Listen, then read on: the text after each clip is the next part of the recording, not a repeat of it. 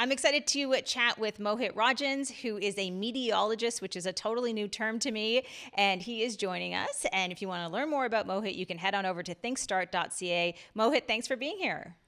Amber, always a pleasure to speak to you. We have known each other for a very long time, and I know what you do, but this term meteorologist is new to me. So let's start there. What does this mean? It's really a culmination of all of my experience boiled into one. I've been somebody that's been at the forefront and watching media grow and expand from analog days right to digital, and then also watching how the world started to become connected and connected culture. And seeing and following people like yourself, I started to realize this isn't going to be just about a pop culture moment. This isn't just about VHS to DVDs. This is really about the next few generations and how they were going to communicate and learn, and how our kids are going to be affected. So now I've come to this point in my life where I realize there's a lot from the places that I've worked that are probably better suited to help people not make the same mistakes. And so I follow trends in media now and see what's happening so that I can help people, guide people, and future proof what they want to do in this business. One of the things we want to focus on today is AI and all of the different AI tools that are out there. So let's start with the options. There are a few big players. So set the scene for all of us. Yeah, I think when it comes down to it, most people are talking about tools that are being developed by one of five companies, whether it's Google, it's OpenAI, it's Microsoft, it's aspects of NVIDIA on the gaming side, and it's Claude, which is Anthropic. Um, but there are more too. And what I'm noticing in all of these is that they've all got this wonderful amount of speed and ability to release products, but I don't always know what problems they're solving for. So it's become a little bit of a communications nightmare when it comes down to using some of these products. I've used beta, for example, there are apps that are being built in these ecosystems that for 1 month will be the star app that everybody wants to be using, like in OpenAI, a GPT that's created there. And then the next month it's null and void because something bigger and better is out there. So what we're seeing right now, Amber, is this race for utility by these AI companies that are actually trying to get into separate fields to show their validity. Google's doing really great with their AI when it comes to the medical field. You're watching NVIDIA doing amazing stuff when it comes down to gaming. And of course, you're also looking at Microsoft because they've been so ingrained in office culture for such a long time. So there's a lot to unpack in all of these improvements that are happening in AI these days. When we talk about AI, I think about all of the different tools, but I think one of the most interesting questions is what are you actually using, Mohit? Like, what do you actually use day to day and put your fingers on? Yeah, this is I'm really into the generative side of what we're doing with AI, just to try to figure out where this world really is on everything from ethics to actual input. So, for example, the world AI world was taken for a little bit of a spin recently with something called DeepSeek, because that took, in an instance, it really showed what for the last 18 months AI companies have been talking about, these building these data centers, et cetera, et cetera. And it really shook them up and said, you really don't need that much computer speed and that much power in order to be able to operate these big models. Why I think that's important is because as a user, now I would think, yes, DeepSeek makes more sense for the future. It might not be owned in the US or in Canada or whatever, but that's not the point. The point is we're starting to see all of these companies sort of trip on each other in this ascension. And so I'll go back to your original question, which is when I look at DeepSeek, it opens another sort of window of possibility. But when I go back to the tools that I've been using for the last year, I got to say that it's been easiest to create GPTs and personal GPTs within OpenAI because their improvements have been user-based. So it's a lot of user feedback. They've got millions of users, so they're building in real time.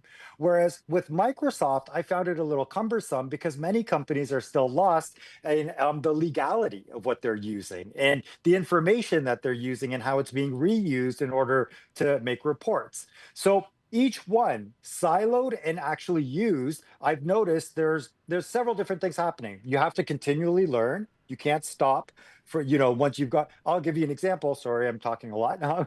Um, my certifications on my original Microsoft AI tools are already expired because of how quickly this is moving. And so we are at this precipice where you have these companies that want you to jump on board, from Google to Microsoft, et cetera, but it's really not clear yet about the path to take that'll keep you in the long game. Yeah, you're right. There's so much choice, and there's this continuous improvement when it comes to these different platforms. And also, it is fair to say that all platforms are not created equal. One thing on the show that we've been talking a lot about is the fact that with DeepSeek, of course, there are a number of different issues with DeepSeek in terms of even just blocking information about whatever's happened politically in China. That's just one example. I would argue even with Grok, which of course is Elon Musk's tool that he promotes endlessly on X, is that that has sort of a whimsical approach when you're chatting with it. But I'm suspicious a little bit of some of the information I'm getting there as well. So there isn't really kind of one go-to place anymore, sort of the perfect solution. No, and I think that's going to come down to, and this is, I speak about this a lot. I'm down to this idea of rethinking with AI rather than letting it do everything. So whatever your utility is, whatever your need is from your personal life to your professional life is how you have to use these tools. And I think, like you said, people who use Grok enough will start to realize that there is a speed decoding part of Grok that's amazing, but not everybody needs speed encoding. So there's an information bias in Grok that people have to be completely aware of. In Google Gemini and the Google AI Studio, it's fantastic for teachers right now because it integrates more. That doesn't mean that same teacher will one day have to learn the open AI version of ChatGPT to function. So, I wrote about this a while ago in an ebook called Artificial Intelligence, and I feel like that's what's happening now. People are starting to find their use case scenarios for AI and then trying to figure out how they can safely do it. But most big organizations that I've spoken to, Amber, they say that a lot of their development right now is in compliance and in legal. So they're not even very vocal about what they're practicing and trying yet because they're worried about the implications. It's really interesting when you look into the data in terms of how people in businesses are using AI, because so many people are using tools that have not been approved, right? But they know that the tool exists. And so on their own computer, when they're working from home, they tend to try a different tool. And I think just to pick up on this point that you made about just constant learning and this evolution of trying these different platforms, I think it's really important not to get locked into one specific tool for too long, because right around the corner there could be something newer, faster, cheaper. Oh yeah. And actually, you know what? You're somebody who taught me that really early.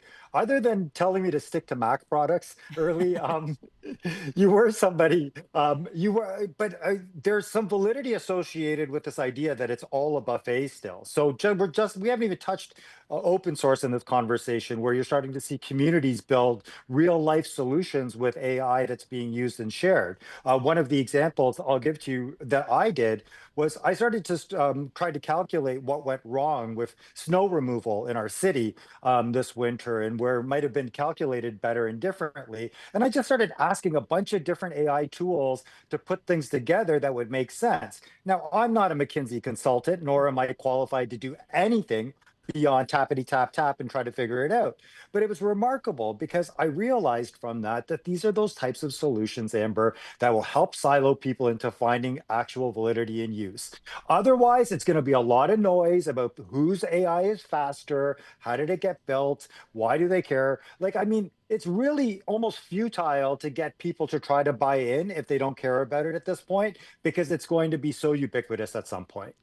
There is also the concern, I think, of that digital divide that exists. I see this in workplaces where some people understand how to use the tools and some people don't understand how to use the tools. And so what you end up getting is people who are doing a job that they're using AI to help them as sort of a companion that is taking them a fraction of the time that someone who isn't using AI is doing. That worries me a lot in terms of sort of a consistent overall training among teams.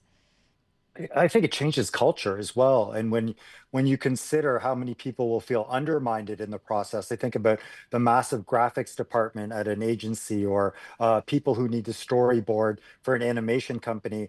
I I'm really, I've been thinking about this, rethinking with AI when it comes down to the affecting the film and television industry and how it can, on one hand, explode as more people having access to be able to make more films and more stories out there. And on the other hand, it's going to require less people to be from costume to storyboarding to thing, a lot along the way. It's a lot of different industries involved.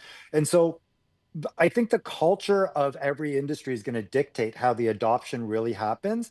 But like you and I have already seen, there's a younger workforce that definitely loves to adapt to things quicker. We're not typecasting them, but my son, for example, who's the youngest in our family, was only interested in the fact that he could create worlds by prompting with AI in his gaming systems, right? And other than that, everything dad's spoken about so far, he doesn't care about. He's like, "Oh, great, you made a 5 second video, Dad. What? Who cares?" I'm like, "This is Spider-Man. Like, I made it in my."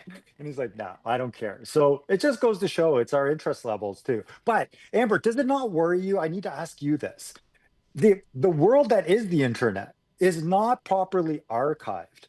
And so we've got two separate issues, in my opinion, that are happening. One, we can excel with artificial intelligence and start to become better and get 5 hours in our week back and start to feel better unanimously about that. But on the other hand, from when the internet started to now, even Canada as a whole doesn't have a proper documentation of where what is when it comes down to our history, our culture, the impact and all that stuff. Where does that go in the world of AI? Where does that go when the website doesn't exist anymore and the record doesn't exist because nobody documented properly? That's the stuff that's scaring me now. Yeah, I mean, I think that absolutely is scary. I think there's a lot about the state of AI right now that is frightening. I mean, if you want to go down these terrifying paths, we can talk about things like AI warfare, which is absolutely devastating if you think about the ease at which things like killer drones are able to leverage artificial intelligence on the battlefield. There are just the layer upon layer. And I think at the end of the day, it really comes down to the fact that we need really savvy people, both in government but also within private industry to be leading the way on this front. And we do need those guardrails in place. I have always been endlessly frustrated about the fact that for some reason in the technology sector, it's almost like there are just no rules for engagement, right? People can just do what they want. And we've had this for many, many years, and we don't have that in any other industry, right? And it's amazing what the tech industry gets away with. Yeah, I think you're right. And having a front row seat like you've had and been able to see all the mistakes that are being made along the way, we've both tapped into certain things and been like, this is free and just out here. You know what I mean? How is this? Why? And this could be problematic. And I think when it comes down to studies that'll look back, it will be very much like, but the warnings were all there, right? And we but conversations like this are so important, Amber, because there is a massive amount of fear mongering. There's a massive amount of job shifting and career shifting that is on the horizon, and nothing's going to be resolved by just having these conversations sporadically. So I do appreciate you giving a venue to it as well. Absolutely. I mean, I think that's the least we can do is have these conversations, help to demystify some of these technology terms. I know that's something you do all the time. For people who want more information about what you're doing on a daily basis, is thinkstart.ca the place to go?